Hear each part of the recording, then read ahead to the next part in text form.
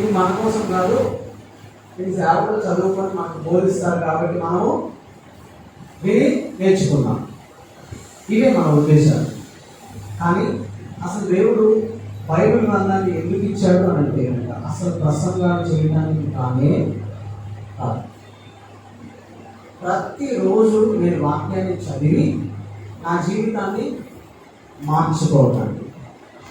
ఈ ఒక్క విషయం అర్థం కావాలి, ఖచ్చితంగా అర్థం కాకే అసలు సమస్య అంతా. మనకు బాగా తెలిసిన వచ్చిన ఏంటో తెలుసా, మనుషులు రొట్టె వలన కాదు కానీ దేవుని నోట నుండి వచ్చే ప్రతి మాట వలన బ్రతుకును జీవించింది. బాగా తెలిసిన వచ్చిన, కానీ అసలు అర్థం కాని వచ్చిన ఏదన్నా ఉందంటే అదే. అర్థమవుతుందా? బాగా తెలిసిన వచ్చిన అదే, కానీ అసలు అర్థము చేసుకొని వచ్చిన ఏదన్నా ఉంది అని అంటే కనుక అదే. ఎందుకో తెలుసా పిల్లల, బ్రతికే దేని వల్ల మనము దేవుడి వాక్యం వల్ల. ఇది దేవుడి వాక్యమే చెప్తుంది. కానీ మనం ఆ వాక్యంతో బ్రతకడానికి ఏ రోజు మన జీవితాన్ని గడపడానికి ప్రయత్నం చేయాలి. సేవకుల దృష్టిలో వాక్యం ఏంటి అని అంటే ప్రసంగం చేయడానికి ఉపయోగపడే ఒక గైడ్. కాబట్టి ఆదివారం ప్రసంగం చేసేటప్పుడు నేను ఏం చేయాలి? వాక్యాన్ని చదవాలి. విశ్వాసం ఏంటి అని అంటే కనుక దేవుడు ఎప్పుడో ఏదో సమస్య వస్తే ఒకరు ఏం చేయాలి? వాక్యము చదవాలి. కానీ అందరికీ బాగా తెలిసిన వచ్చిన ఏంటి అని అంటే మనుషులు రొట్టె వల్ల కాదు కానీ దేవుడి నోట నుండి వచ్చిన ప్రతి మాట వలన జీవించు. బాగా తెలిసి వచ్చిన, కానీ ఈ వచ్చిన సరిగా అర్థం చేసుకోవాలి. ఈ 2 రోజులు, ఈ మొదటి రోజు మనం ఏం నేర్చుకుంటామంటే వాక్యం అంటే ఏంటి, వాక్యం యొక్క ప్రాముఖ్యత, వాక్యం మన జీవితంలో ఎలా పనిచేస్తుంది, ఈ 3 విషయాలు ఈరోజు నేర్చుకుంటాము. ఒకవేళ వీలుంటే మ్యాక్సిమం ఈరోజే అసలు బైబిల్ గ్రంథాన్ని ఎలా చదవాలి, ఎలా అర్థం చేసుకోవాలి అన్న విషయాన్ని కూడా ఈరోజే మనం నేర్చుకుంటాం. రేపటి దినం అంతా మనం చేసేది ఏంటంటే ఈరోజు నేర్చుకున్న ఎలా చదవాలి అని తెలుసుకున్న విషయాన్ని అధ్యాయాల్లోకి వెళ్తే, అంటే వాస్తవానికి పుస్తకాల్లోకి వెళ్ళేటప్పటికీ వాటిని మనం అన్నీ మర్చిపోయి ప్రసంగం దృష్టిలో పెట్టుకొని మనకి ఇష్టం వచ్చింది ప్రసంగం చేసేస్తాం. కానీ అలా కాదు. ఏ పద్ధతిలో అయితే చదివామో ఆ పద్ధతిలో మ్యాక్సిమం మత్తయి సువార్త, లూకా సువార్త, యోహాను సువార్త, ఈ 3 సువార్తల్ని ఎక్కువగా చాలా ప్రాముఖ్యమైన విషయాలు ప్రతి అధ్యాయంలోకి వెళ్ళి ఈ భాగాన్ని మనం ఎలా అర్థం చేసుకోవాలి, దేవుడు దీన్ని ఏ ఉద్దేశంతో చెప్పాడు, దీన్ని మనం ఎలా అర్థం చేసుకోవాలి అన్న విషయాన్ని అధ్యాయాల లోపలికి వెళ్ళి చూసి నేర్చుకోవడానికి రేపటి దినమంతా మనము ప్రయత్నం చేద్దాం. సో ఈ 2 దినాలు అయిపోయేటప్పటికీ నేను అనుకుంటున్నాను విశ్వాసులు అయితే బైబిల్ బాగా చదవటం ఎలాగో అర్థమవుతుంది. ఒకవేళ సేవకులం అయితే కనుక మనం కూడా బైబిల్ ఎలా చదవాలి, అప్పుడు దాని తర్వాత దాన్ని ఎలాగా ప్రసంగాలకు ఉపయోగించుకోవాలి అన్నది బాగా అర్థమవుతుంది. ఇప్పుడు నేను మీకు చాలా ఆశ్చర్యమైన విషయాలు చెప్పాలనుకుంటున్నాను. ప్రపంచంలోనే చాలా తక్కువ మంది బైబిల్గా చదువుతున్నారు. మళ్ళీ చెప్తున్నారు, లేఖనాలుగా చదువుతున్నారు చాలా తక్కువ మంది. మరి మిగిలిన వాళ్ళ సంగతి ఏంటి అని అంటే లేఖనాలుగా చదవట్లా. ఇది ఈ 2 రోజుల్లో మీకు అర్థమవుతుంది. లేఖనంగా చదవడం అంటే ఏంటో ఈ 2 రోజులు అయిన తర్వాత మీకు స్పష్టంగా అర్థమవుతుంది. సో దయచేసి చాలా మందిని పిలిచాము, వస్తామన్నారు, బట్ రాలేకపోయారు. వాళ్ళ కారణాలు వాళ్ళకు ఉంటాయి. నేనేమనుకుంటున్నాను అంటే కనుక దేవుని ఉచితమైన కృపలో మనం అందరం ఇక్కడ కూర్చొని ఉన్నాం. ఆయన కృపలో మనం ఉన్నాం. బహుశా ఈ 2 రోజులు అయిన తర్వాత స్పష్టమవుతుందని నేను అనుకుంటా ఉన్నాను. ఓకే, అసలు వాక్యం ఏమైందో, వాక్యం అంటే ఏంటో లేఖనాల్లోకి వెళ్ళి చూద్దాం. పేతురు రాసిన మొదటి పత్రిక 1వ అధ్యాయం 20-21 వచనాలు. ఆయన జగత్తు పునాది వేయబడక ముందే నియమింపబడేది కానీ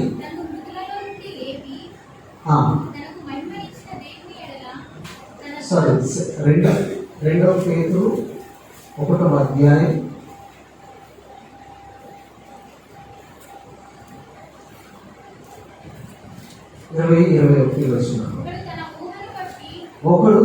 ఊహను బట్టి చెప్పుట చెప్పుట వలన లేఖనములో వలన లేఖనములో ఏ ప్రవచనమును ఏ ప్రవచనమును పుట్టదని పుట్టదని మొదట మొదట గ్రహించుకొనవలెను. గ్రహించుకొనవలెను. ఎలయనగా ఏలైనగా ప్రవచనము ప్రవచనము ఎప్పుడును ఎప్పుడును మనుష్యుని ఇచ్చను మనుష్యుని ఇచ్చను బట్టి బట్టి కలగలేదు గాని కలగలేదు కానీ మనుష్యుడు మనుష్యుడు పరిశుద్ధాత్మ పరిశుద్ధాత్మ వలన వలన ప్రేరేపింపబడిన వారే ప్రేరేపింపబడిన వారై దేవుని మూలముగా పలికిరి. దేవుని మూలముగా పలికిరు. చాలు. లేఖనం అంటే ఏంటో మనకు ఫస్ట్ స్పష్టంగా అర్థం కావాలి. వాస్తవానికి ఈ విషయాలు మాకు ఎందుకు తెలియదు, నువ్వేంటయ్యా వాక్యం నేర్పించేది అని అనుకోవచ్చు. వాస్తవం లోపల ఉన్న క్వశ్చన్స్ అర్థమవుతుందండి.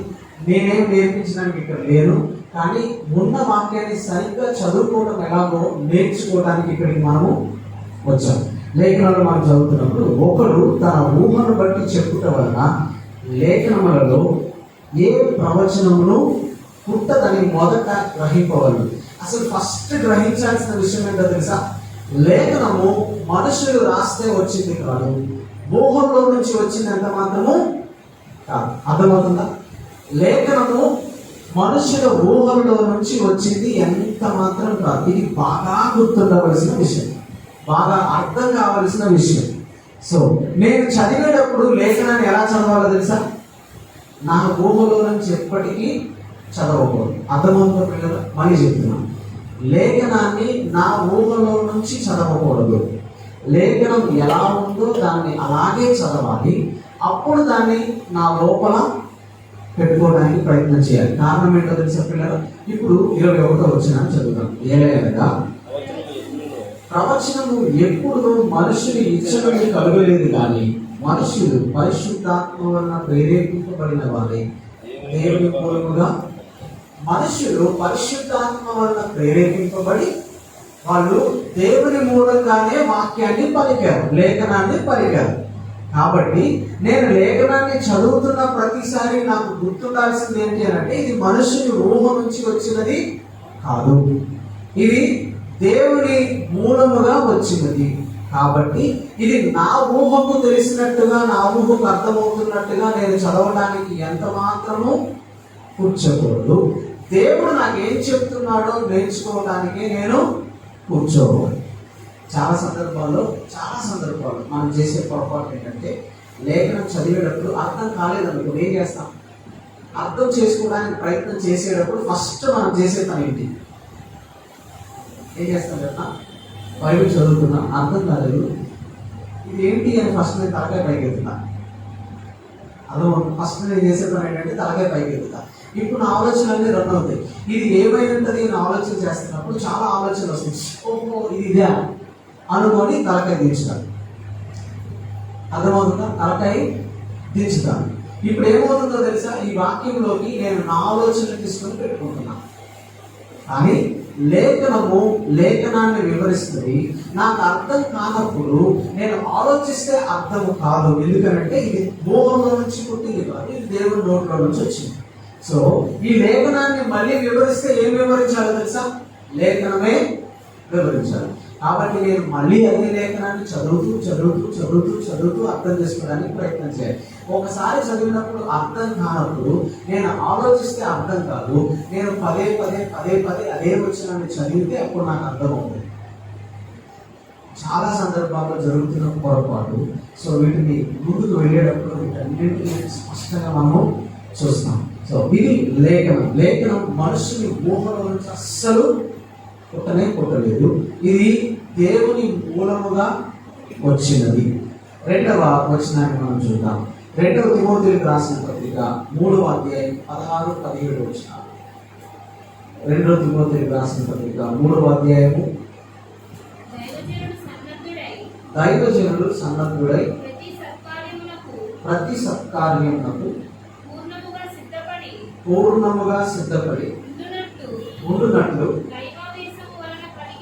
దైవావేశము వలన కలిగిన ప్రతి లేఖనము ఉపదేశించుటకును, ఖండించుటకును, తప్పుదిద్దుటకును, నీతియందు శిక్ష చేయుటకును ప్రయోజనకరమై ఉన్నది. దేవుని వాక్యం ఏమైందో పౌలు తిమోతికి రాస్తూ చెప్తున్న మాటల్ని బైబిల్ గ్రంథంలో మనం చదువుతా ఉన్నాం.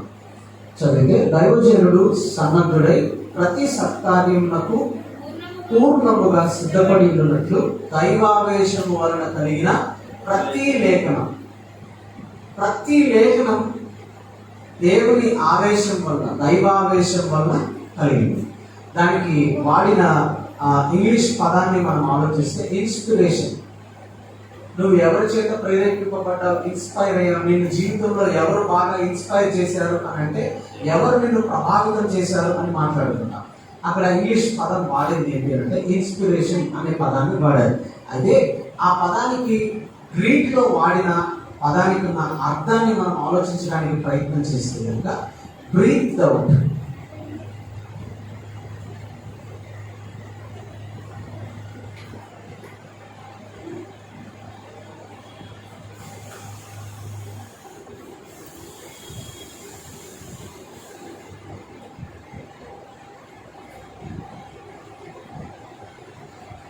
బ్రీత్ అవుట్ అనే పదాన్ని వాడారు. అంటే మనం ఆదికాండం 2వ అధ్యాయం 7వ వచనంలో ఏం జరిగిందో ఒకసారి చూద్దామా. ఆదికాండం 2వ అధ్యాయం 7వ వచనం.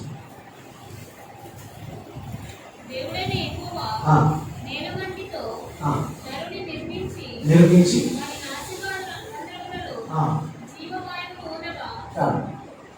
నాసిక రంధ్రములలో జీవవాయువులు ఊరగా. దేవుడు ఏం చేశాడో మనం లేఖనాలు ఆదికాండంలో చూస్తే, నరుని మట్టితో చేసిన తర్వాత ఆ నరుని లోపలకు నాసిక రంధ్రంలోకి జీవవాయువులు దేవుడు ఊదాడు. అర్థమవుతుందా? అది ఎలా అయితే జరిగిందో ఎగ్జాక్ట్ గా జరుగుతున్న విషయం. దేవుని వాక్యంలో దేవుడు తన జీవాన్ని పెట్టి మనకు దేవుడు తన వాక్యాన్ని ఇచ్చాడు. అర్థమవుతుందా? అంత జీవం దేవుని వాక్యంలో ప్రతి మాటలో ఉంది అన్న విషయాన్ని అర్థం చేసుకోవాలి.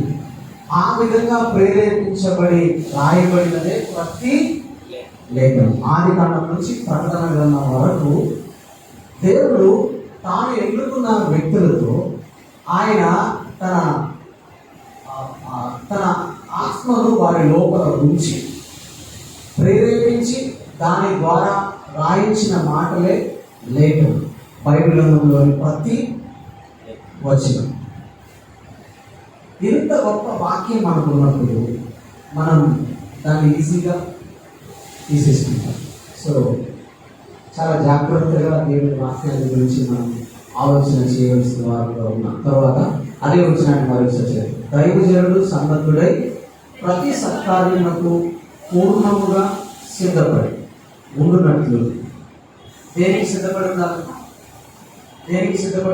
ప్రతి సత్కార్యమునకు, మంచి పని చేయడానికి. ఇప్పుడు అదేంటో తెలుసా? మంచి పని, సత్కార్యము అంటే మనం అనుకోవచ్చు అన్ని రకాలైన ప్రార్థనలు ఆలోచిస్తాం. ప్రతి సత్కార్యము అంటే పెళ్ళిళ్ళు, తర్వాత ఇంకేవో వాటన్నిటికీ సిద్ధపడాలనుకుంటున్నాను. అది కాదు అర్థం. ఏ సందర్భంలోనైనా నేను దేనికోసం సిద్ధపడి ఉండాలి తెలుసా? దైవావేశం వలన లేఖనాన్ని చదవటానికి నిరంతరం నేను సిద్ధంగా ఉండాలి అన్న విషయాన్ని జ్ఞాపకం చేసుకోవాలి. అప్పుడు సేవకుడైతే బోధించడానికి, చదివితే ఉపదేశించినప్పుడు, ఖండించినప్పుడు, తప్పు దిద్దుటకును, నీతికి శిక్ష చేయటకును ప్రయోజనకరమైనది. దేవుని వాక్యం అన్నిటికీ ప్రయోజనకరంగా ఉంది. అది దైవావేశం వలన కలిగిన లేఖనం. కాబట్టి నేను ఆ లేఖనాన్ని చదువుతున్నప్పుడు నన్ను నేను సంపూర్ణంగా సిద్ధపరచుకొని ఉండాలి. సో అసలు లేఖనము అని అంటే కనుక అందులో దేవుని యొక్క జీవం ఉంది అన్న విషయం అర్థం కావాలి. నెక్స్ట్, అసలు ఎందుకు దేవుడు తన వాక్యాన్ని మనకి ఇచ్చాడు? లేఖనం ఏంటో చూసా. అసలు దేవుడు ఎందుకు ఇచ్చాడు తన వాక్యాన్ని? సేవకులేమో వాక్యం బోధించడానికి, అసలు మనకి విశ్వాసమేమో అది మనకి కాదు. పిల్లలు ఒకసారి హృదయపూర్వకంగా ఆలోచిస్తే అసలు ఎప్పుడు చదివాం? ఈ వారం రోజుల్లో, గడిచిన వారంలో ప్రతిరోజు బైబిల్ చదివామా? అర్థమవుతుందా? ప్రతిరోజు బైబిల్ చదివామా? చదివితే ప్రసంగం కోసం చదివామా, లేకపోతే నేను నా జీవితాన్ని బాగు చేసుకోవడానికి దేవుని వాక్యం ఉంది, నేను బ్రతకాలి కాబట్టి దేవుని వాక్యం ఉంది, అందుకోసం నేను చదవాలి అని చదివాను పిల్లరా? అసలు అలాంటివి జరిగి ఎన్ని రోజులు ఏంటో ఏంటి అని అంటే, రోజు లైఫ్ బిజీ బిజీ బిజీ, కష్టం, చాలా బిజీగా ఉన్నాం. అసలు దేవుని వాక్యం ఎందుకుందో ఫస్ట్ అర్థం కావాలి. దేవుని వాక్యం ఎంత చూసాం, దేవుని వాక్యం ఎందుకుందో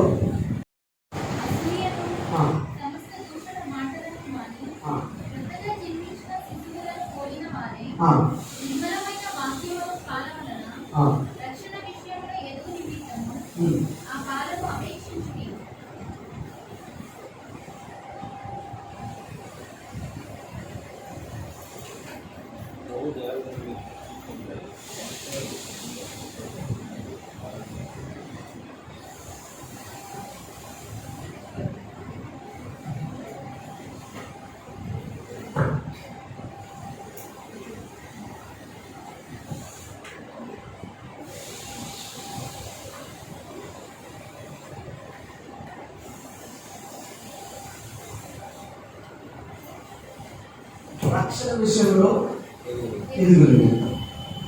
దేవుడు తన వాక్యాన్ని, లేఖనాన్ని మనకి ఎందుకు ఇచ్చాడు అని అంటే కనుక, అఫ్కోర్స్ దేవుని మాట వల్లే నేను బ్రతుకుతాను అన్న మాట చూసాను, తెలుసు మనకి. ఇంకా లేఖనం స్పష్టంగా మాట్లాడుతున్న విషయం, నేను రక్షణ విషయంలో ఎదుగు నిమిత్తం దేవుడు తన లేఖనాన్ని మనకు ఇచ్చాడు. రక్షణ విషయంలో ఎదగడం అని అంటే మీరు అనుకోవచ్చు, ఒక స్థాయికి వచ్చేసిన తర్వాత నేను ఎదిగేశాను అనుకోవచ్చు. ఇలా రక్షణ 3 స్టేజెస్లో ఉంటాయి. ఒకసారి రక్షింపబడ్డాం,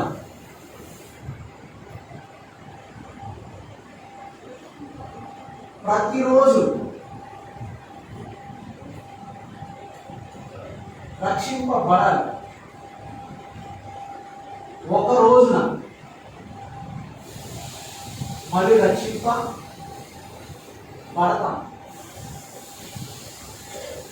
అర్థమైందండి? రక్షణ 3 స్థాయిలో ఉంది మన జీవితంలో. నేను ఒకరోజు రక్షింపబడ్డా. మీరు ఎప్పుడు రక్షింపబడ్డారు అని అంటే కనుక మనం ఏం చేద్దాం? యేసు ప్రభువుని విశ్వసించి బాప్తిస్మం తీసుకున్న రోజు, లేకపోతే వాటిని బట్టి ఈ రోజు నేను రక్షింపబడ్డా. లేఖన ప్రకారం మళ్ళీ బాప్తిస్మం పొందిన వాడు రక్షింపబడ్డాడు. సో మీరు ఎప్పుడు రక్షింపబడ్డారు అని అంటే కనుక మన సాక్ష్యంలో ఏం చెప్తామంటే, మనం ప్రభువుని విశ్వసించి బాప్తిస్మం తీసుకున్న దాని తర్వాత ఆ రోజులో రక్షింపబడిన రోజు ఇది అని చాలా మంది బైబిల్లోనూ తారీఖులు గుర్తుపెట్టుకొని ఉంచుకున్నాం. ఓకే, అక్కడితో అయిపోయిందా రక్షణ? లేదు.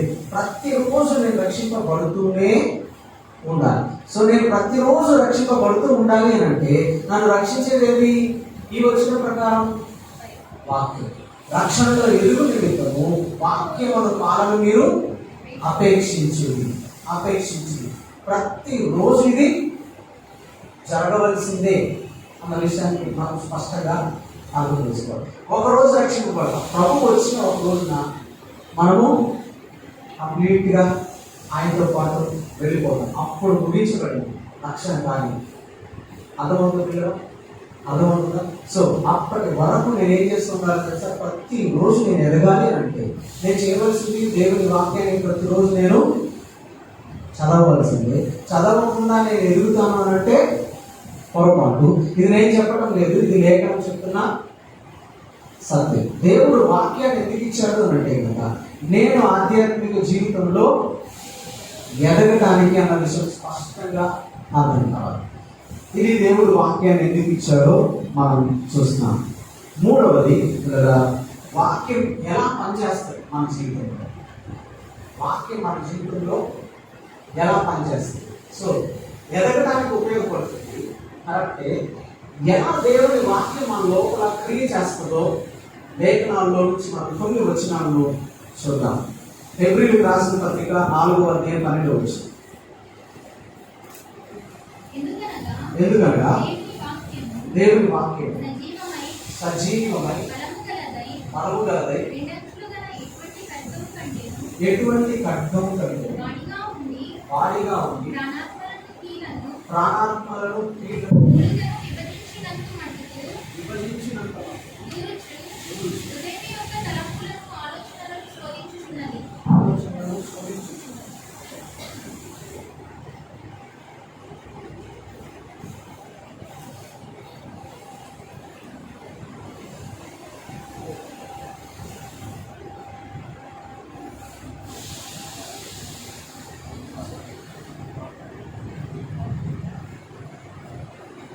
ఓకే,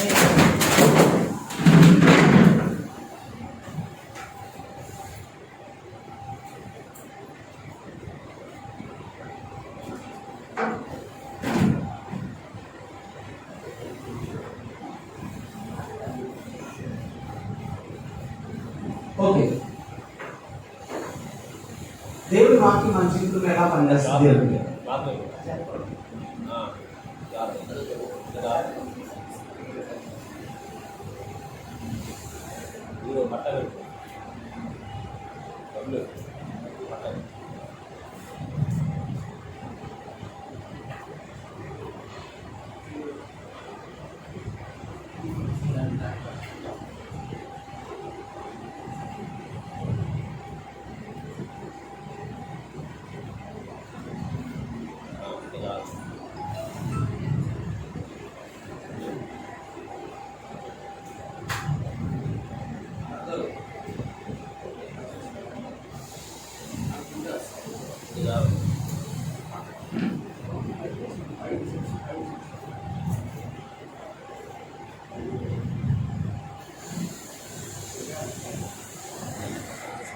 మన జీవితంలో ఎలా పనిచేస్తుంది అంటే చూద్దాం ఒకసారి ఆలోచించండి.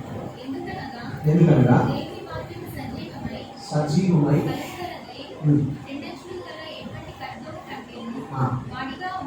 వాడిగా ఉండి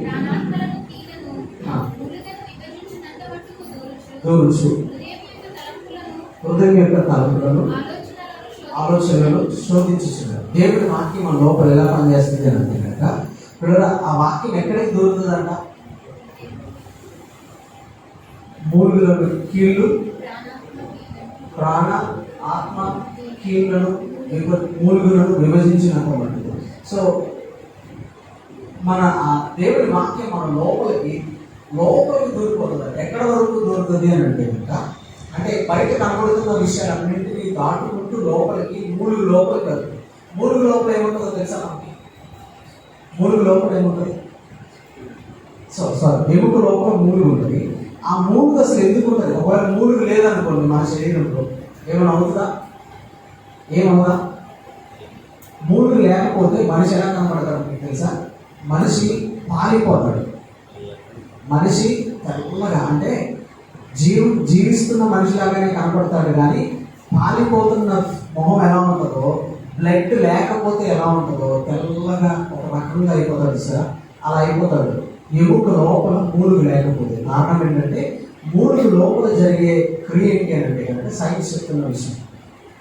అక్కడే రక్త ఉత్పత్తి జరుగుతుంది. అక్కడే మన శరీరానికి కావలసిన రక్తం యొక్క ఉత్పత్తి, మంచి చెడు అంతా అక్కడ జరుగుతుంది.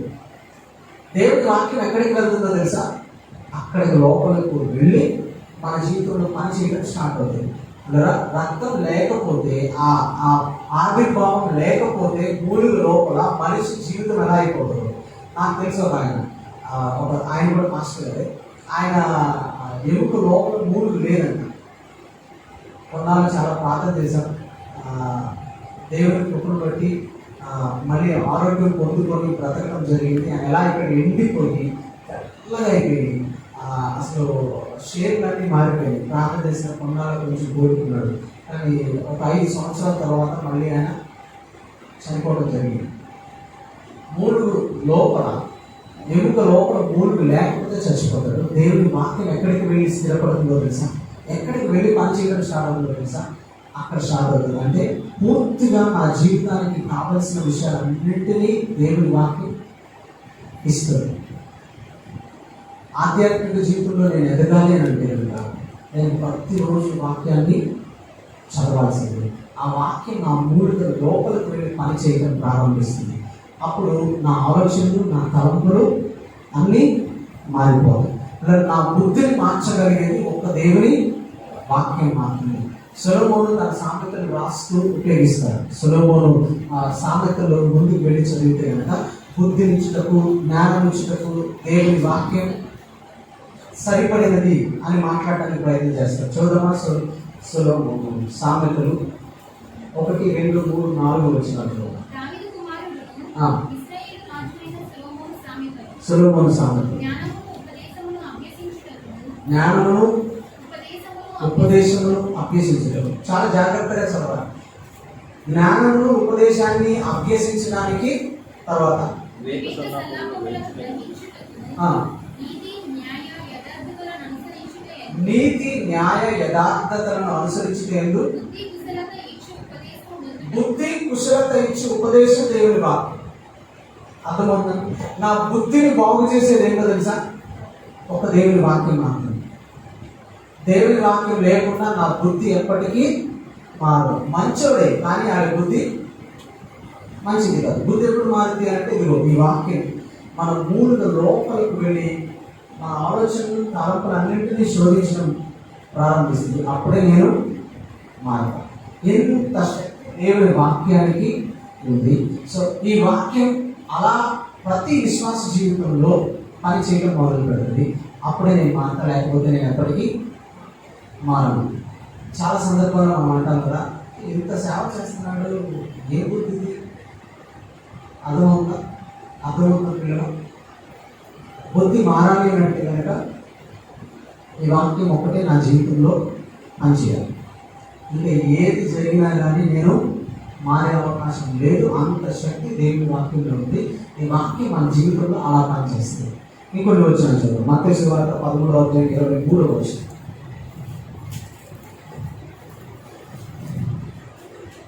మంచి నేలను విత్తబడిన వాడు ఆ, వాక్యము విని గ్రహించువాడు వాక్యం విని గ్రహించేవాడు అటువాడు సఫలుడై ఒకడు నూరంతులుగాను ఒకడు 100 ఒకడు 60 అరవదంతలుగాను ఒకడు 30 ఫలించును. 30 ఫలించు. సరే, వాక్యం విని గ్రహించేవాడు ఫలిస్తాడు అన్న విషయం తెలుసు. సో దేవుడి వాక్యం ఇలా మన జీవితంలో పనిచేసినప్పుడు ఖచ్చితంగా నేను ఫలిస్తాను. అది 100%, 60, 30. మామూలుగా స్కూల్లో మార్క్స్ ఇచ్చినప్పుడు పాస్ మార్క్స్ ఏమని చెప్తారు? ఎలా చెప్తారు మనకి? ఫస్ట్ అరే నీకు 35 వస్తే పాస్ అవుతావు, 70 వస్తే 75 వస్తే డిస్టింక్షన్, 100 వస్తే టాప్. ఇది రివర్స్ ఉంటుంది. కానీ దేవుడి వాక్యంలో దేవుడు ఏం చెప్పాడు తెలుసా? ఇలా చెప్పాడు, రివర్స్లో చెప్పాడు. అంటే వాక్యం నన్ను పూర్తిగా బాగు చేస్తాడు. ఒకవేళ నేను సరిగ్గా లేకపోతే 60% లేదా 30%, దీనికంటే తక్కువ ఇవ్వాలి. ఓకే, అర్థమవుతుందండి?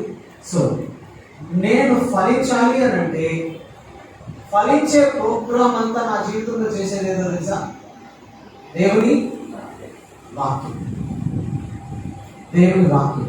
ఇంకా పైకి వెళ్ళి 10వ వచనం చదువుదాం.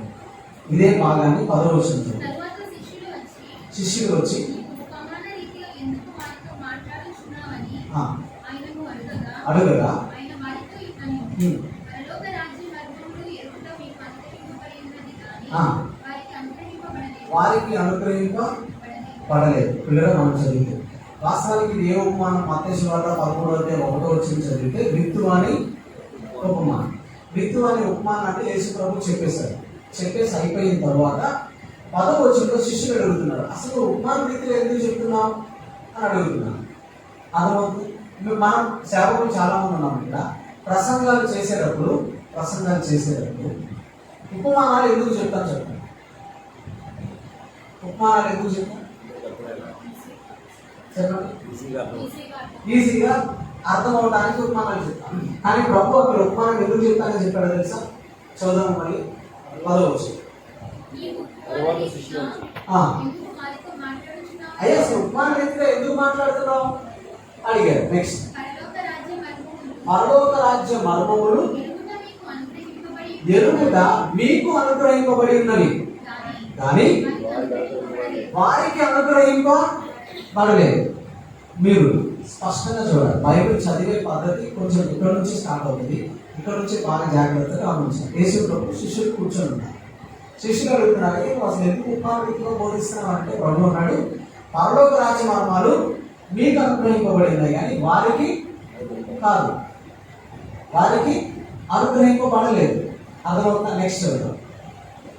కలిగిన వారికే ఇవ్వబడును, లేని వారి యొద్ద నుండి వారికి సమృద్ధి కలుగును, లేని వానికి కలిగినదియు లేని వానికి కలిగినది వాని యొద్ద నుండి తీసివేయబడును. వాని యొద్ద నుండి తీసివేయబడును. తీసివేయబడును. అసలు లేనోడికి కలిగింది అంటానికి అర్థం ఉందా? అర్థమైందా? లేనోడికి లేనిదే అని అంటారు. లేనోడికి కలిగినది కూడా వాని యొద్ద నుండి తీసివేయబడును అన్న మాటను మాట్లాడతాం. అసలు ఈ ఉపమానాన్ని దేవుడు ఎందుకు చెప్పాడు అంటే యూదులకు అర్థం కాకుండా ఉండటానికే నేను చెప్పాను అన్నాడు. అర్థమవుతుంది? నేనేమో తప్పు ఏం చెప్పానా, కరెక్ట్ ఏం చెప్పాను? శిష్యులు అడిగారు, మళ్ళీ చెప్పాను. శిష్యులు అడిగారు, అసలు నువ్వు ఉపమాన రీతిగా ఎందుకు చెప్పావయ్యా అని అడిగితే యేసు ప్రభు అన్నాడు, నేను ఉపమాన రీతిగా చెప్పడానికి కారణం ఏంటంటే పరలోక రాజ్య మర్మాలు మీకు అనుగ్రహింపబడింది, వాళ్ళ కాదు, అందుకే ఉపమాన రీతిగా చెప్పాను అన్నాడు. ఉపమాన రీతిగా చెప్తే అర్థమవుతుందని కదా మనం అనుకున్నాం. కొన్నిసార్లు అర్థం కాకుండా ఉండడానికి కూడా ప్రభు చెప్పాడు. అర్థమవుతుందండి? ఉపమానం చెప్పేశాడు. కిందకు వస్తే 18వ వచనం నుంచి శిష్యుడికి ఇప్పుడు వివరించాడు. ఉపమానం ఎందుకు చెప్పాడో ఇప్పుడు అడిగిన శిష్యుడికి వివరించాడు. అంటే అంటే బయట ఉన్న వాళ్ళకి అర్థమైందా? శిష్యుడికి కూడా అర్థం కాదా? శిష్యులు అడిగితే వివరించాడు. మరి విన్న వాళ్ళకి ఏమైనా అర్థమైందా? ఏం అర్థం కాదా? మరి ఎందుకు చెప్పాడు? ఎందుకు చెప్పాడు? అర్థం కాకూడదని చెప్పాడు. అర్థమవుతుందా? ఇప్పుడు తర్వాత లైన్ చదివాం. కలిగిన వారికి ఇయ్యబడు. అంటే కలిగిన వారికి ఇవ్వబడును అంటే శిష్యులు దేవుని వెంబడిస్తూ ఆయన వాక్యం వినడానికి ఇష్టపడుతున్నారు కాబట్టి వాళ్ళకే ఉపమానం ఇవ్వబడుతుంది. అందుకే 18వ వచనం నుంచి వివరించాడు. దాన్ని లేని వారి యొద్ద నుండి కలిగినది అక్కడ కూర్చున్న యూదులు ఆయన వాక్యం వినడానికి ఇష్టం లేదు, అందుకే వాళ్ళ దగ్గర నుంచి తీసేస్తున్నాడు. అంటే వాళ్ళకి అర్థం కాకుండా ఉండటానికే చెప్తున్నాడు. లేదా వాక్యం నేర్చుకోవడానికి ఆసక్తి లేకపోతే దేవుడు మీతో మాట్లాడు. పాజిటివ్ ఇది జరిగే పని కాదు. ఆ వాక్యం మీ లోపల పని చేయనే చేయదు. కానీ ఆ వాక్యం మీ లోపల పని చేయడానికి ఇష్టపడితే ఏం చేస్తుంది తెలుసా? నా బుద్ధిని మార్చేస్తుంది. ఒకవేళ నేను అందుకు ఇష్టంగా లేకపోతే కలిగిన వారికి ఇయ్యబడు. నేను ఎంత నేర్చుకోవడానికి, నేను ఎంత బాగు చేసుకోవడానికి ఇష్టపడతానో అంత నా దేవుడి వాక్యం బాగు చేస్తుంది. అది 100%, 60% లేదా 30%. నేను ఫలించాలి అని అంటే నా జీవితంలో కావాల్సింది ఏంటో తెలుసా? వాక్యం. వాక్యం లేకుండా నేను ఫలించలేదు. ఇప్పుడు మనం 18వ వచనం నుంచి చదువుతాం. వినుడి.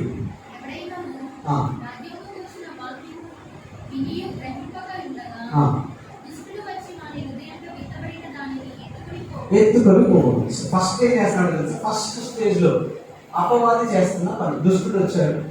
ఫస్ట్ స్టేజ్ లో ఎత్తుకుపోతున్నాడు. ఏం ఎత్తుకుపోతున్నాడు?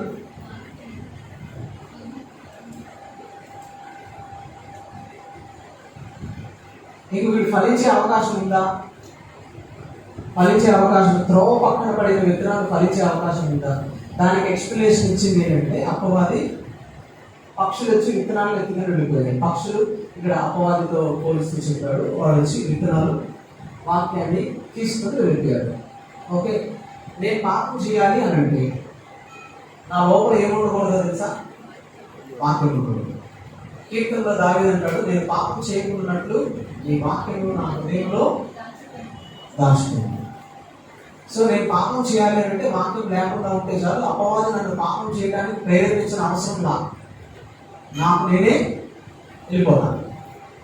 సో అపవాది ఫస్ట్ నేను ఏం చేస్తాడు తెలుసా? పాపం చేయడానికి ప్రేరేపించడు. ఫస్ట్ ఇది చేస్తాడు, వాక్యాన్ని దొంగిలిస్తాడు. ఇంకా ఫలించే ఛాన్స్ నా లోపల లేదు కాబట్టి నేను ఈజీగా వెళ్ళిపోతాను. సెకండ్ స్టేజ్ 19-20 వచ్చింది. విని అంగీకరిస్తారు. అయితే అతనిలో వేరు లేనందున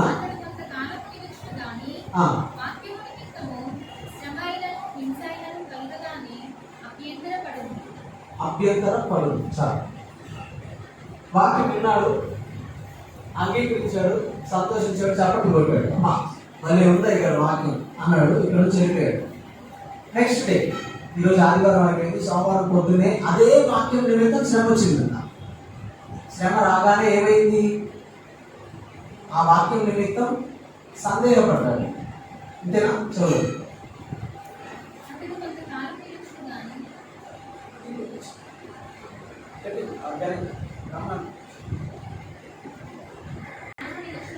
ఆ, వాక్యము నిమిత్తము వాక్యం నిమిత్తం శ్రమ అయినను శ్రమ అయినను కలుగగానే కలుగుగానే అభ్యంతరపడదు. అభ్యంతరపడదు.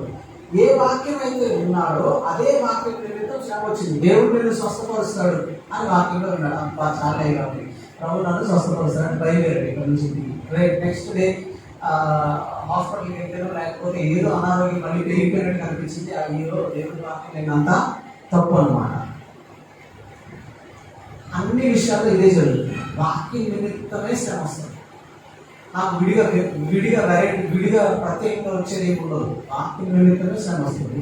ఇప్పుడు నేనేం చేస్తాను తెలుసా? సందేహించడం ప్రారంభిస్తా, అయిపోయింది, సక్సెస్ అయిపోయాడు. సో ఫలించే అవకాశం లేదు, పోయింది. అంటే మొదటి స్థాయిలో కూడా వాక్యాన్ని ఎత్తుకుపోయాడు.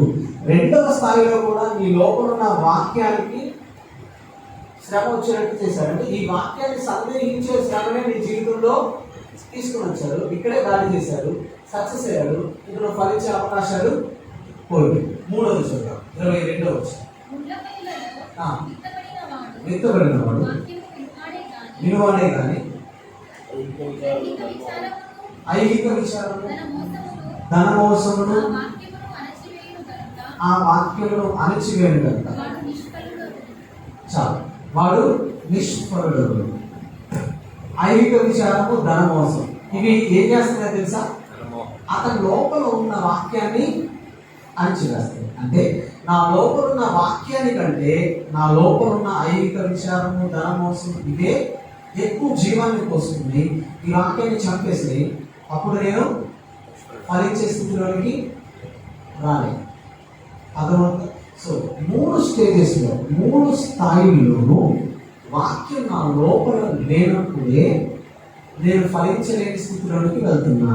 కానీ ఎప్పుడైతే నేను వాక్యం విని గ్రహించి నా లోపల వాక్యానికి స్థానం కంప్లీట్గా ఉంచుకున్నానో అప్పుడు నేను ఫలిస్తా. అది 100, 60. ఇలా మన జీవితంలో దేవుని వాక్యం పనిచేస్తుంది. అపవాది కూడా దేవుని వాక్యాన్ని తీయడానికి ప్రయత్నము చేస్తాడు. వాక్యం లేనప్పుడే నేను ఏమైనా చేయడానికి, ఫలింపు లేని స్థితిలోకి వెళ్ళడానికి కారణం అవుతుంది అన్న విషయం అర్థం కాదు. అయితే వాస్తవానికి ఈ ఉపమానాన్ని అసలు దేవుడు ఎందుకు చెప్పాడో రేపు మనం మత్తయి సువార్త ధ్యానం చేసేటప్పుడు ధ్యానం చేస్తాం. అప్పుడు దీని సంపూర్ణమైన మీనింగ్ మనం అక్కడ చూస్తాం. ఇక్కడ వాక్యం ఎలా పనిచేస్తుందో ఇది ఒక్కటే చూస్తున్నాం మనం. కానీ రేపు కాంటెక్స్ట్ వచ్చేటప్పుడు, అంటే వాక్యాన్ని చదివేటప్పుడు ఎలా చదవాలి, ఎలా అర్థం చేసుకోవాలి అన్న టాపిక్ మాట్లాడుకున్నాం కదా.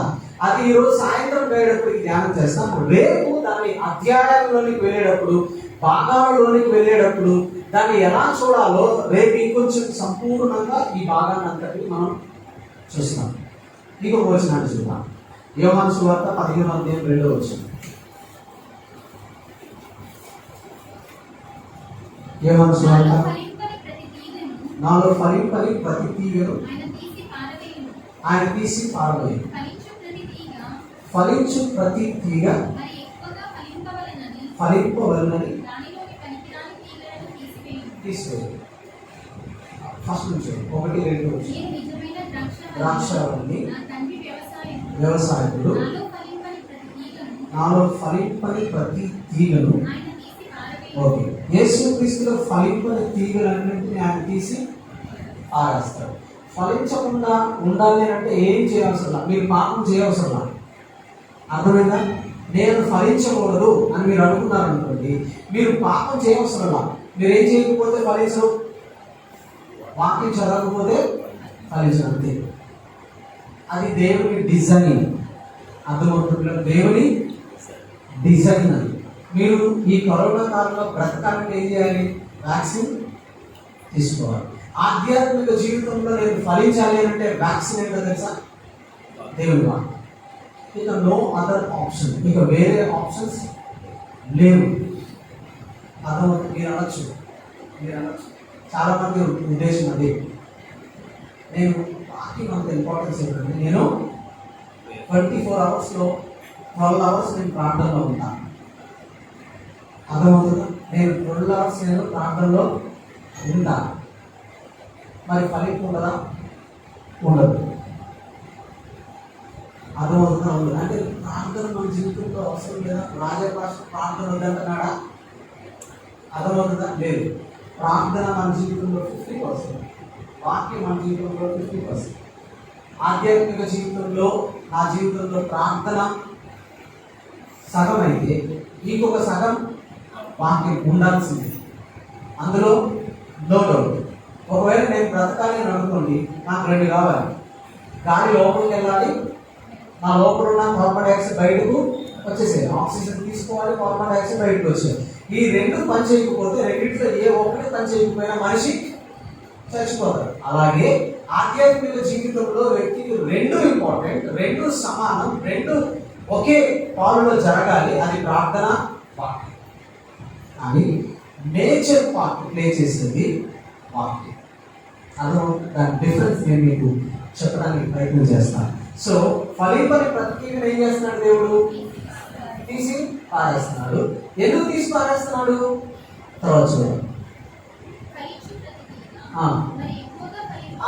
మరీ ఎక్కువగా ఫలించాలి. ఫలిస్తున్న తీగ మరీ ఎక్కువగా ఫలించాలి. ఇక్కడ ఏమవుతుంది అంటే, తీగలన్నీ ఎక్కడ ఉన్నాయి?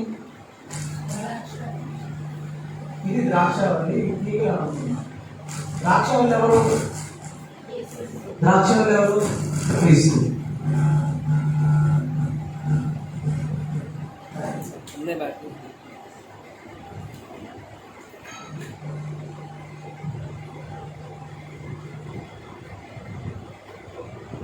ఈ ద్రాక్షవల్లిలోనే ఉన్నాయి తీగలన్నీ.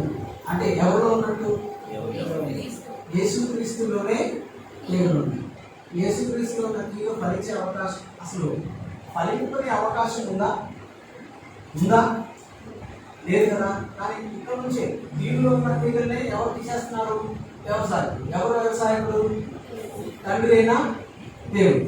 తండ్రి అయిన దేవుడు వ్యవసాయకుడు, నేను ద్రాక్షావల్లి, మీరు తీగలు. 3 ఉన్నారు ఇక్కడ. తండ్రి ఏమో వ్యవసాయకుడు, ఆయన వ్యవసాయం చేస్తున్నాడు. ద్రాక్షావల్లి ఎవరు? యేసుక్రీస్తు. తీగలేమో విశ్వాసం. ఈ ఫలింపని తీగలన్నింటినీ తండ్రి ఏం చేస్తున్నాడు? తీసి బయటపడేస్తున్నాడు. ఈ ఫలింపని తీగలన్నీ ఎందులో ఉన్నాయో తెలుసా? అసలు క్రీస్తులో ఉన్నవాడు ఫలించే స్థితిలో ఉంటాడా? ఉండడు. కానీ తీసివేయబడుతున్నాడు అని అంటే, ఈ ద్రాక్షవల్లిలోని సారాన్ని తీసుకోవడం. ఈ ద్రాక్షవల్లిలో ఉన్న సారాన్ని ఆ తీగలు తీసుకోవడం. సారాన్ని తీసుకోవడం అని అంటే, దేవుని వాక్యాన్ని నేను ప్రతిరోజు చదవాల్సింది. అందులో దేవుని హృదయం రాగుంది. దేవుడు నేను ఎలా బ్రతకాలనుకుంటున్నాడో దాని వాటిని చెప్పాడు. ఇప్పుడు నేను ఆ సారాన్ని తీసుకోకపోతే, అంటే ప్రతిరోజు నేను వాక్యాన్ని చదవకపోతే, నేను ఫలించిన స్థితిలోకి వస్తాను. అర్థమవుతుంది కదా. సో వాక్యాన్ని నేను ఎందుకు ఉపయోగించుకోవాలో తెలుసా? ప్రసంగాలు చేయడానికి కాదు, అది సెకండ్ స్టేజ్. వాక్యాన్ని నేను చదివి నా జీవితాన్ని మార్చుకోవడానికి, నేను ఆధ్యాత్మిక జీవితంలో ఎదగడానికి. ప్రసంగం కోసం చదివితే నేను ఎప్పటికీ మారను. ప్రసంగం సూపర్ చేయొచ్చు, అర్థమవుతుందంటే సూపర్ ప్రసంగం చేయొచ్చు. అసలు ఫస్ట్ వాక్యం నేను మారటానికి చదువుకోవాలి. అయితే అసలు నేను మారటానికి చదువుకోవాలన్నా, ప్రసంగం చేయడానికి చదువుకోవాలన్నా ముందు నేను ఏం చేయాలి? చదివే పద్ధతి తెలుసుకోవాల్సిందే. లేకపోతే నాకు వాక్యం ఎప్పటికీ అర్థం కాదు. అర్థమైనట్టుగా ఉంటుంది, నాకు తెలిసినట్టు ఎవరికి తెలియదు అనుకుంటూనే ఉండిపోతాం. ఓకే, నెక్స్ట్ ఇంకొక వచ్చిన చదువుతాం. కీర్తనలు 1, 2, 3 వచ్చిన నడువక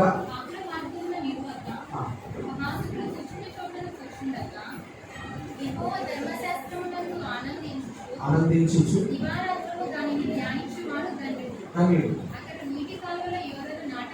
నాటబడినది తన కాలమందు ఫలమిచ్చు చెట్టు వలె ఉంటుంది. అతడు సో చేయగలిగిన ధర్మశాస్త్రాన్ని దివారాంతము ధ్యానించేవాడు తండ్రులు. ఎందుకు, ఎలా? అతడు ఆకు వాడక ఫలమిచ్చు చెట్టు వలె ఉంటాడు. అంటే నేను ఆకు వాడక ఫలమిచ్చు చెట్టు వలె ఉండాలి అని అంటే ఆ చెట్టు దావీదు రాశాడు కదా, ఏ చెట్టు అయి ఉంటుంది? ఎప్పుడైనా ఆలోచించారా? సో మీకు ఇంకొక విషయం కూడా ఇక్కడ అర్థం కాదు. బైబిల్లో ఒక విషయాన్ని చెప్పబడింది అని అంటే ఆ విషయాన్ని మళ్ళీ బైబిలే వివరిస్తుంది, అందులో నోట్ అవుతుంది. అందులో కొన్ని విషయాలు తెలియడానికి చరిత్రలోకి వెళ్ళాల్సి వస్తుందేమో, కానీ మ్యాక్సిమం వాక్యంనే వివరిస్తుంది. ఈ విషయం మనకు బాగా అర్థం కావాలి. బైబిల్లో యెషయా గ్రంథంలో చూస్తున్నాం, నాకు వచ్చిన సరిగ్గా గుర్తులేదు. నిరవంజి చెట్టు అని ఉంటుంది. నిరవంజి చెట్టు, ఆ నిరవంజి చెట్టు ఆకు వాడక ఫలించే చెట్టు. ఎందుకు అనంటే అది ఎప్పుడు ఎక్కడ ఉంటుంది అంటే కాలువల ఒడ్డునే ఉంటుంది. సో ఎప్పుడు నిరంతరం నీళ్లు ఉంటుంది. అర్థమవుతుంది. సో నేను అలా ఫలించే స్థితిలో ఉండాలి అని అంటే నేనేం చేయాలని చెప్తున్నాడు దావీదు? దివారాత్రము ధర్మశాస్త్రాన్ని ధ్యానిస్తాను. అర్థమవుతుంది. అప్పుడే ఫలించే స్థితిలో. ఒకవేళ మీ బైబిల్ వెళ్ళి ఎక్కడ వెతికినా కానీ ఫలింపు అన్న మాట వస్తే ఆ మాటకు ముందు ఏముంటుందో తెలుసా? వాక్యం. ఆ మాటకు ముందు వాక్యం ఉంది. వాక్యం లేకుండా నేను ఫలించలేదు. ఇంపాసిబుల్. ఇప్పుడు ప్రార్థనకు వాక్యానికి ఉన్న వ్యత్యాసాన్ని కొంచెం నేను మీకు చెప్పడానికి ప్రయత్నం చేస్తాను. ప్రార్థన మన జీవితంలో ఎలా పనిచేస్తుంది, వాక్యం మన జీవితంలో ఎలా పనిచేస్తుందో ఇప్పటి వరకు వాక్యం విషయం తీశాను. ఇప్పుడు ప్రార్థన ఎలా పనిచేస్తుందో కూడా చూద్దాం. మత్తయి సువార్త 4:1-2 వచ్చిన అప్పుడు యేసు ఆ. అపవాది చేత శోధింపబడినప్పుడు ఆ. ఆత్మ వలన అరణ్యంలోకి కొనిపోబడెను. కోల్పోబడను 40 దినములు 40 రాత్రులు ఉపవాసముండిన పిమ్మట ఆయన ఆకలి కొనగా శోధకుడు ఆ. ఆయన ఎద్దకు వచ్చి ఆయన ఎదురుకు వచ్చి నీవు దేవుని కుమారుడవైతే ఈ రాళ్ళు రొట్టెలకు అగునట్లుగా ఆజ్ఞాపించుమనెను. ఆజ్ఞాపించుమని. అందుకు ఆయన ఆ. మనుషుడు రొట్టె వలన మాత్రము కాదు గాని ఆ. దేవుని నోటి నుండి వచ్చి ప్రతి మాట వలన జీవించును ఆ. అని రాయబడి ఉన్నదనెను. ఉన్నదని అంతటా అపవాది అంతటా అపవాది పరిశుద్ధ పట్టణమునకు ఆయనను తీసుకొని పోయి దేవాలయ శిఖరమున ఆయనను నిలబెట్టి లూకాసు వార్త 4:14 వచ్చింది. లూకాసు వార్త 4:14 వచ్చింది. యేసు అప్పుడు యేసు ఆత్మబలముతో ఆత్మ బలముతో గలిలయకు తిరిగి వెళ్ళెను. చాలు 40 రోజులు ఉపవాసం ఉన్నాడు యేసుప్రభు. 40 రోజులు ఉపవాసం తర్వాత ఏం జరుగుతుంది? అపవాది చేత శోధన జరుగుతుంది. నా క్వశ్చన్ ఏంటి అంటే, తప్పుగా అర్థం చేసుకోండి. నా ప్రశ్న ఏంటి అంటే 40 రోజుల ఉపవాస ప్రార్థన అపవాదితో పోరాడటానికి సరిపోదా? సరిపోదు. మరి ఆయన పోరాడటానికి ఉపయోగించింది ఏంటి? వాక్యముతో అపవాదితో పోరాడు. అర్థమవుతుంది. 40 days ఉపవాస ప్రార్థన అయిపోయింది. ఆయన అపవాదితో పోరాడేటప్పుడు ఆయన వాక్యం అయితే మాట్లాడాడు. అపవాది కూడా ఏం తెలుసా? బాగా వాక్యము తెలుసు. వాక్యం బాగా తెలుసు. ఎంత బాగా తెలుసు అంటే పిన్ టు పిన్ తెలుసు, అక్షరార్థంగా తెలుసు దేవుని వాక్యం. కానీ దాని భావాన్ని మాత్రం ఎప్పుడు పట్టుకోదు. చాలా జాగ్రత్తగా తెలుసు.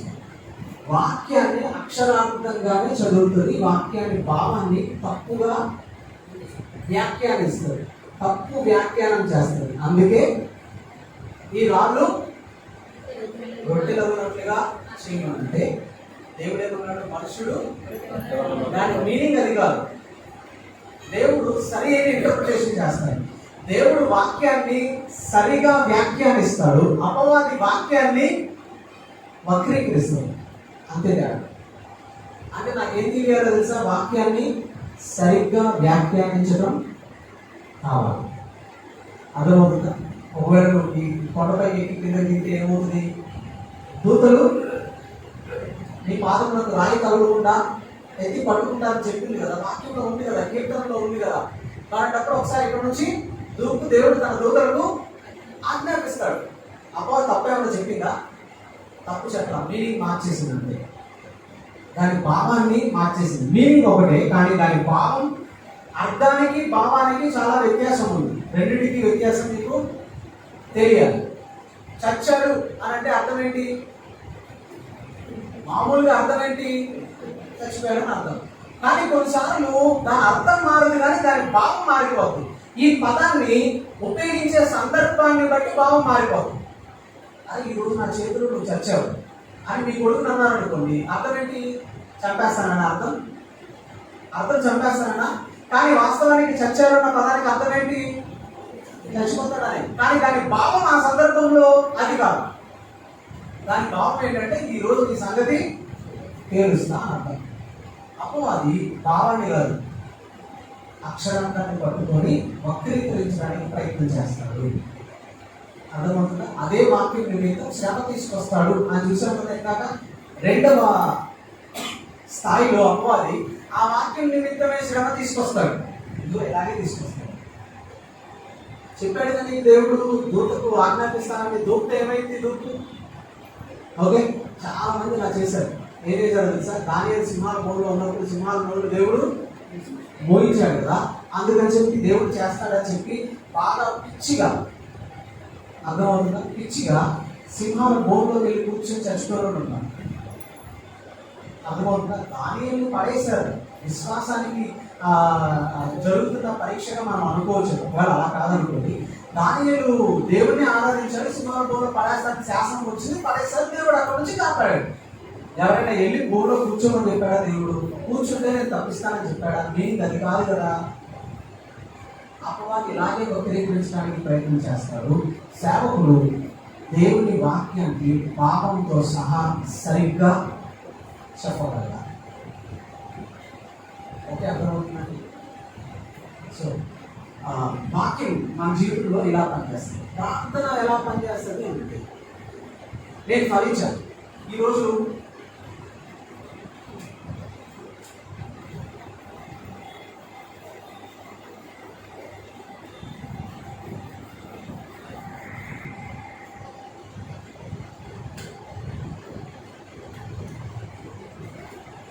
ఈరోజు నేను ఆధ్యాత్మిక జీవితంలో ఇప్పుడు ఈ స్థాయిలో ఉంది.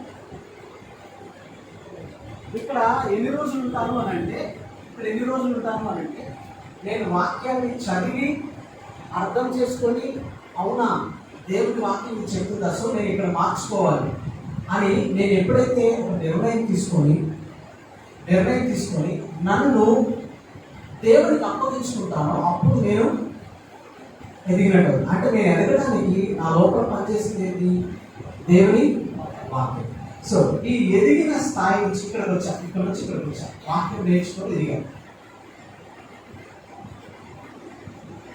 ఇప్పుడు ఈ స్థాయి నుంచి ఈ స్థాయి వరకు ఎదిగాను కదా. ఎదగడానికి వాక్యం నా జీవితంలో ప్రధాన పాత్ర పోషిస్తే, ఈ స్థాయిలో నేను బలంగా, స్థిరంగా ఉండాలి అని అంటే, ఆ స్థాయిలో నేను పడిపోకుండా ఉండాలి అని అంటే నాకు ఖచ్చితంగా ప్రార్థన కావాల్సింది. ఎదగటానికి ఏమో దేవుని వాక్యం నా లోపల పనిచేస్తుంటే, క్రియ చేస్తుంటే, ఎదిగిన నేను ఆ స్థాయిలో పడిపోకుండా ఉండటానికి, ఆ స్థాయిలో ఆత్మ బలాన్ని కలిగి ఉండటానికి నా లోపల పనిచేసేది ప్రార్థన. దేవుడు ఆత్మ బలము పొందుకొని అన్నమాట చూస్తున్నాం. ప్రార్థన నా లోపల ఆత్మ బలాన్ని పెంచుతుంది. దేవుని వాక్యం ఆధ్యాత్మిక స్థితిలో నేను ఎదిగేటట్లుగా సహాయపడుతుంది. ఫలించిన నా ఫలాలు ఎవ్వరు దొంగిలించకుండా ఉండాలి అంటే నా చుట్టూ కంచె ప్రార్థన. కానీ ఫలింపు కావాలి అని అంటే నేను చేయాల్సింది వాక్యం. అర్థమవుతుంది? సో పిల్లలు, రెండు మన జీవితంలో పనిచేయాలి. రెండు లేకుండా, ఒకటి లేకుండా నేను ఎదగలేను, ఇంకొకటి లేకుండా ఎదిగిన స్థితిలో నేను స్థిరంగా ఉండలేను. ఆత్మ బలముతో నేను ఉండలేను. పాజిటివ్. నాకు వాక్యం ఒకటి చాలు బ్రదర్ అన్నవాడు ఆధ్యాత్మిక జీవితంలో నిలిచి ఉండలేడు. నాకు ప్రార్థన ఒకటి చాలు బ్రదర్ అన్నవాడు ఆధ్యాత్మిక జీవితంలో ఈ స్థాయిలో ఉన్నాడని అనుకోండి, ఇక్కడే బలంగా ఉంటాడు అంతే. కానీ ఇప్పుడు పైకి వెళ్ళలేడు వాక్యం లేకుండా. వెళ్తున్నట్టు అనిపిస్తుంది, వెళ్తున్నట్టు అనిపిస్తుంది. సో ఈ రెండింటికి వ్యత్యాసం తెలియకుండా ఉండకూడదు. వాక్యం మేజర్ పార్ట్, ప్రధానమైన పాత్ర మన జీవితంలో పోషిస్తుంది అని అనుకోవాలి. వాక్యం ఎక్కువ అనేది ఉంటాము. ప్రధానమైన పాత్ర డిఫరెన్స్ ఉంది. భార్య భర్తలు ఉన్నారు, అర్థమవుతుంది. ఇద్దరు సమానమా కాదా? వైవాహిక జీవితంలో సమానం. కానీ యజమానుడు ఎవరు అంటే ఎక్కువనా, లేకపోతే పాత్ర పెద్దదనా? అర్థమవుతుందా? పాత్ర ఎక్కువ అంతే. హెడ్, శిరస్సు కుటుంబాన్ని. ఇద్దరు సమానమే, కానీ కుటుంబము అనే వ్యవస్థ వచ్చేటప్పటికీ వీళ్ళిద్దరూ సమానమైనప్పటికీ కుటుంబ జీవితంలో వ్యవస్థలోకి వచ్చేటప్పటికి శిరస్సు ఎవరు అని అంటే సేమ్ అలాగే ఇప్పుడు జరిగింది. సో వాక్యాన్ని నిర్లక్ష్యము చేయదు. చాలా విచారం. క్రైస్తవ జీవితంలో అతి నిర్లక్ష్యం చేసేది ఏంటి అంటే దేవుని వాక్యం. అతి లీస్ట్గా కనిపించేది ఏంటంటే దేవుని వాక్యం. అసలు సేవకుడికి కావాల్సిందే దేవుని వాక్యం. ఆ మాటకు వస్తే విశ్వాసి ఆధ్యాత్మిక జీవితంలో రక్షణలో ఎదగాలంటే వాక్యం కావాలి. వాక్యం నా మూడు లోపలికి వెళ్ళి పనిచేసి నా బుద్ధిని మారుస్తుంది దేవుని వాక్యం. నేను ఫలించే స్థితిలో ఉండాలి అంటే దేవుని వాక్యం. అపవాది నన్ను ఏమి చేయకుండా ఉండగలిగే స్థితి ఏది అంటే దేవుని వాక్యం. దేవుని వాక్యం పనిచేస్తామంటే ఆ వాక్యానికి లీస్ట్ ఇంపార్టెన్స్ ఇస్తాం. పిల్లలకి ఇది అర్థమైన తరువాత ఎలా చదవాలో అప్పుడు నేను తెలుసుకోవడానికి ప్రయత్నం చేయాలి అన్న ఉద్దేశంతో మీకు ఈ ఫస్ట్ సెషన్లో మీకు ఇవన్నీ పరిచయం చేయడం జరిగింది. వాక్యం యొక్క ప్రాముఖ్యత గురించి ప్రవర్తన మాట్లాడుకోవచ్చు. అసలు వాక్యం ఏంటో చూసాము. వాక్యాన్ని దేవుడు ఎందుకు ఇచ్చాడో చూసాము. రెండవదిగా, మూడవదిగా వాక్యం మన జీవితంలో ఎలా పనిచేస్తుందో చూసాం.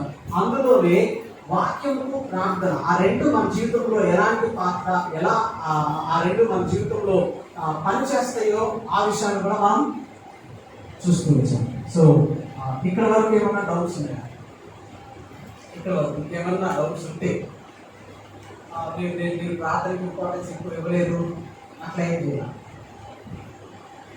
రెండు మన ఆధ్యాత్మిక జీవితంలో సమానం. నేను మీకు క్లారిటీ ఇచ్చేసాను. కానీ ప్రధానమైన పాత్ర పోషించేది నా రక్షణ ఎదుగుదల విషయంలో కేవలం దేవుని వాక్యం. ఇక్కడ వరకు ఏమైనా డౌట్స్ ఉంటే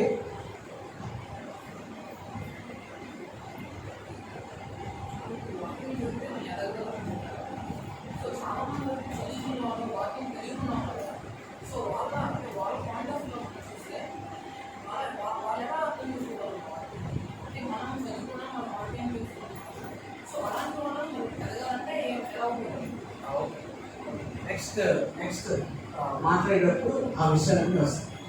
ఓకే, ఈ నెక్స్ట్ ఈ సెషన్ అయిపోగానే నెక్స్ట్ స్టార్ట్ చేసేది అసలు దేవుడు వాక్యాన్ని మనకి ఎలా ఇచ్చాడు, లేకపోతే ఎంత ఈజీ చేసి ఇచ్చాడో నేను మీకు చెప్తాను. మీ పాయింట్ ఏంటంటే చదువుకోలేనని మరి ఎట్లా చదువుతారు, చదువుకోలేనని మరి ఎట్లా అర్థం చేసుకోగలుగుతారు. ఇదే కదా మీ పాయింట్. సో ఆ పాయింట్ కూడా నేను వస్తాను. ఇంకేమన్నా